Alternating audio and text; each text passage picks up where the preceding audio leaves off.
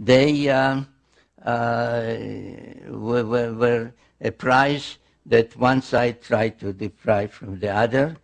And the first series of pyramid wars took place there.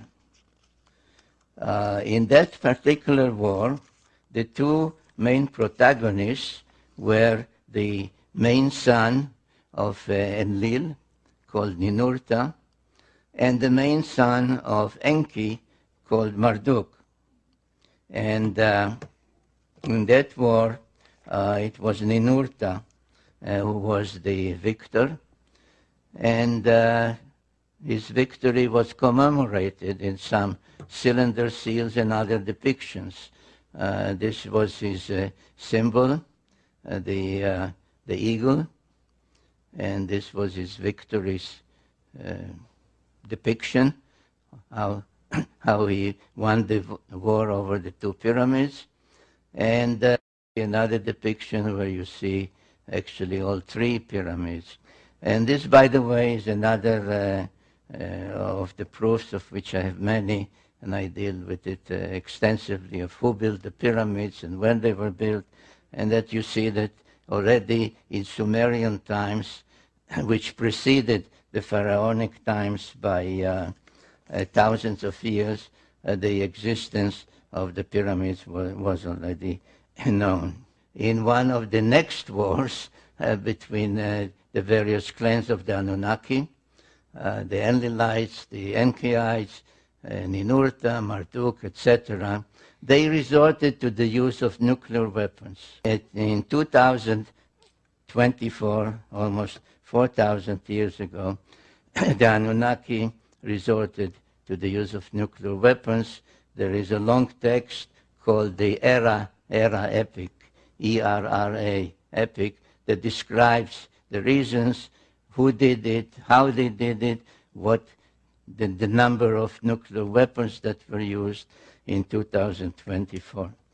The unintended consequence of that was that a wind blowing from the Mediterranean brought what they called in those texts, they're called lamentation texts, they called the evil wind that brought death to everything alive in Sumer. As the nuclear wind passed, reaching from the Sinai to Sumer, it did not destroy anything. The lamentation text lament that the stalls stand, but the animals that were there are all dead. The houses stand, but everybody who lived in the houses lies dead in the streets, on the roofs, etc. And that was the end of the great Sumerian civilization about 2024 BC. And in that one, unlike in the previous wars, where Ninurta, the son of Enlil, was the victor, Marduk, the son of Enki, was the victor, and that was the beginning of the rise of Babylon. Instead of Sumer and Enlil and all the others, it was now the era and the time of Marduk and the Babylonians. Now we are starting to leave ancient history, and we are starting, or I'm starting, to take you by the hand and lead you not only to the present, but also to the future. And to understand where history is taking us, when the dust, let's use that expression, the dust of the nuclear explosion and the demise of Sumer settled, several hundred years later, when perhaps passage was possible again after the use of nuclear weapons here, a major event took place. It is called the Exodus of the Israelites from Egypt.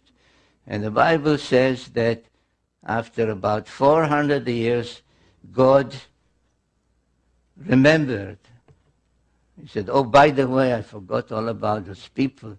There was this guy, Abraham, and I promised him a certain land, the promised land. I made a covenant with him. And then I forgot all about it. But now it's time to fulfill my promises. And the Israelites left Egypt, and I didn't write it yet in any of my books, but I can tell you now that if I ever do, I will tell you that the starting point of the Exodus was the Sphinx, because the Sphinx gazes precisely along the 30th parallel towards the spaceport. There was, of course, no more spaceport there, but the mountains remained, and the mountain which held the various facilities was there, and the Bible calls it Mount Sinai, the mount in the Sinai Peninsula, Hara Elohim, the mountain of the gods, of the Anunnaki. And once they were, they had to continue. There was difficulty in going straight. They went around, but anyway, finally they got to Jerusalem. And what did they do once they got to Jerusalem? They built the temple to Yahweh on a platform that existed there. Now, at about the time that the Hebrews, the Israelites, were restoring the platform in Jerusalem, other things were happening in the adjoining countries, especially those countries that followed Marduk, the Babylonian one.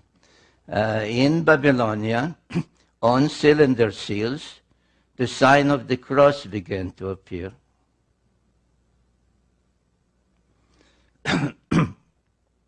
In Assyria, the kings began to wear the sign of the cross on their chest.